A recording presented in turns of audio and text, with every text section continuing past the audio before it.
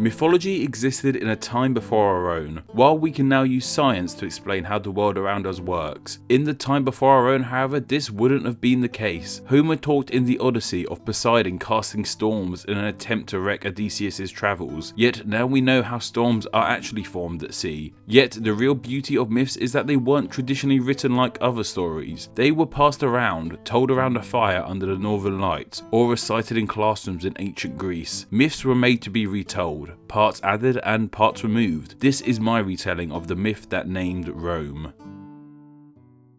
This tale begins in the city of Alba, which is now in southern Italy. Alba was ruled by a fair and just king, King Numitor, and while he was kind, his evil brother Aemilius was not. Aemilius wanted the throne of Alba to himself, so much so he and his men marched into the palace, taking his king brother prisoner. King Numitor, however, also had a daughter, Rhea Silvia. Aemilius found her of extreme beauty, yes I know she was his niece, it was a different time, and feared that if she were to marry and have children, then one day they would overthrow his regime. Aemilius forced her to become a Vestal virgin. The Vestal virgins were the priestesses of Vesta, who was the goddess of the hearth. Their duty was to keep sacred fires blazing that would protect the land. This authority was in exchange, however, for their celibacy. Yet, despite being a Vestal virgin, Rhea Silvia fell pregnant. It's here we get to play a little bit of ancient Jerry Springer. Who's the daddy? Different stories give us different fathers. Some claim that it was the demigod of Greek mythology Hercules who lay with her, while Livy claims that was an unknown man who raped poor Rhea and got her pregnant, with her telling others that it was a god giving her divine conception to cover up this story. Yet the most popular way that this myth goes is that it was the god of war Mars that impregnated Rhea. He had heard the tragic tale of Rhea and her father being taken from their palace, and had also gazed upon Rhea's beauty in the gardens of the Vestal Palace. One night, Mars made his way into the Vestal Palace to see Rhea in private, which of course led to Rhea falling pregnant. King Aemilius was furious with her pregnancy, ordering her to be locked and chained away for 9 months until she gave birth, which she did to twin boys. The custom for any Vestal virgin betraying her orders was death, yet Aemilius feared the children's father. He didn't want to anger the deity by killing his partner or his children, so Rhea was locked away and the babies were left to be dealt by Aemilius's men, to be either killed by being buried or thrown into the river. He felt that if they were killed by the elements and not by the hands of men, the gods may spare him and his city. His men decided to leave the baby in the river Tiber, but the men took pity on the children, and instead of throwing them in the river, they were placed into a basket to float along, hopefully to safety. Their godfather, literally their godfather in this case, Mars, looked down on them in the river. Making sure they were safe, he asked the river god Tibernus to calm the waters so the children could gently float along the river. Eventually their basket came to a halt, getting tangled in the roots of a fig tree at the base of Palentine Hill. Figs and fig trees have always been of importance in mythologies, and were a highly prized fruit in ancient times, with this being one of the earlier mentions of the fig in Roman mythology. It was under this fig tree that the boys were found, not by a human however, but by a she-wolf. The she-wolf, or Lupa, who had recently lost her own cubs, looked after the boys, kept them warm and even let them feed from her milk. This image of the young boys underneath the she-wolf feeding from her has since become one of the most famous images of ancient history. It can be seen in artwork and statues, the most famous of these being the bronze sculpture of her and the children, the Capitoline wolf. Yet it was not just the she-wolf that looked after the boys. She was assisted by a woodpecker known as Picus, who fed the boys and guided over them in the fig tree. Some stories tell us that these creatures were sent by Mars himself to look after his boys and keep them safe. The children were cared for by the she-wolf and the woodpecker until a shepherd found them on his walks one day. This shepherd was called Faustulus. The she-wolf and the woodpecker knew now that their jobs had been done, and that the children would be looked after by the shepherd and his wife, Acca. The woodpecker flew away and the she-wolf ran into the wilderness, never to be seen again. Back at the shepherd and his wife's home, the children were cared for and grew up to be shepherds like their adopted father. It was these adopted parents that gave them their names, as their mother Rhea never got the chance to, and the she-wolf and woodpecker, well,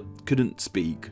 The boys were named Romulus and Remus. They grew into young, handsome, sporty men. While Romulus was the more level-headed of the two, Remus was more daring and bold. It was as shepherds they found out about their true origins, when one day while they were out in the fields, shepherds of King Aemilius attacked them and even kidnapped Remus and took him back to King Aemilius. When brought to the king, he did not realise that it was one of the boys he had left for dead all those years ago. Romulus meanwhile went and explained the situation to his adopted father. It was now he told Romulus of how he and his brother were found, by the Tiber being being cared for by the she-wolf and the woodpecker. With a clearer understanding of his and his brother's own histories, Romulus rallied his fellow shepherds and launched an attack to rescue his brother Remus. It was in this battle that the evil King Emilius was killed and the previous king, and the boy's grandfather, King Numitor, was freed from his prison. It was now Numitor knew for sure who these boys were and explained to them their origins and that they were now in line to rule the city of Alba. However, they refused this offer and let Numitor return as king. The brothers wished to start their own city and set off to look for where this city could be created. It was from this point that a rift would grow between the two. They argued over where this city should be started. Romulus wanted a city to be founded on Palentine Hill, where the she-wolf cared for them, while Remus felt that Aventine Hill was far more suitable. To try and settle their differences, they turned to augury, a type of prophecy dictated by the flight of birds that would help people understand who the gods favoured. Remus on Aventine Hill saw 6 birds fly past, but Romulus on Palentine Hill saw 12. Romulus felt he was the favoured one as he saw 12 birds, but Remus felt his hill was favoured as he saw the birds first. So really it didn't settle anything. Nevertheless, Romulus went to work on his city on Palentine Hill, first constructing the foundations, then building the walls. Remus grew jealous of his brother's city, jealousy that came out in juvenile mockery. Remus would tell his brother that this city would never be strong or beautiful, and would easily fall into the hands of the enemy. He even made fun of the walls his brother was constructing and even jumped them. It was at this moment that signalled the start of the end of Remus. Some versions of this story say Remus died after jumping this wall, a punishment by the gods for not believing in the strength that his brother's city would amass in the future. Yet most versions tell us that Romulus, enraged by his brother's mockery, picked up a spear and killed him himself. Yet after realizing his actions, Romulus buried his brother and gave him the funeral he deserved. The day that Remus died is believed to be the 21st of April 753 BCE. With the blood of his brother on his hands, Romulus officially founded his city on this day too. Romulus, as the city's first king, named the city after himself, Roma. This city still stands to this day, still with the name Roma in Italian, but in English we call it Rome.